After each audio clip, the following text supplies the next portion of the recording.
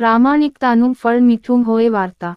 મારી ચેનલમાં નવા છો તો મારી ચેનલને લાઈક કરો, શેર કરો, સબસ્ક્રાઇબ કરો। ધન્યવાદ। ઘણા સમય પહેલા એક રાજ્યમાં એક સમૃદ્ધ અને આદરણીય વ્યક્તિ રહેતો હતો। એકવાર તેના રાજ્યમાં દુકાળ પડ્યો।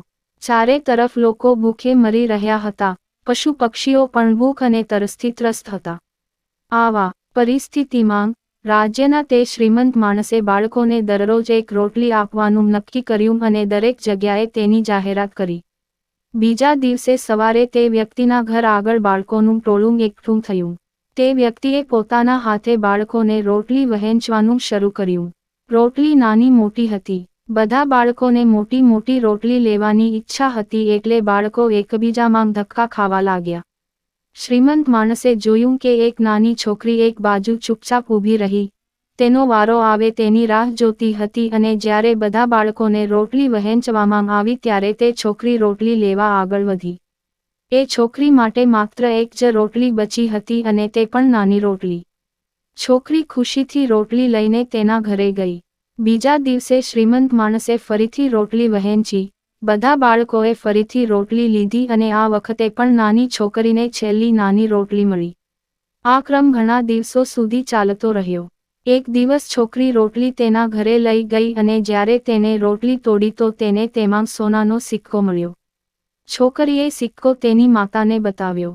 તેની માતાએ તેને સિક્કો પૈસાદારને પરત કરવા કહ્યું। બીજે દિવસે છોકરી રોટલી ખરીદવા ગઈ અને સિક્કો પૈસાદારને પાછો આપી દીધો અને કહ્યું, મને આ સોનાનો સિક્કો રોટલીમાંથી મળ્યો છે।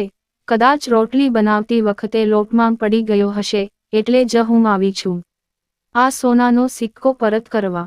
તે નાની બાળકીની વાત સાંભળીને તે માણસ ઘણો ખુશ થયો અને તેને તે સોનાનો સિક્કો છોકરીને પાછો આપ્યો અને કહ્યું, દીકરી, આ સોનાનો સિક્કો તારી ધીરજ અને સંતોષનું પુરસ્કાર છે।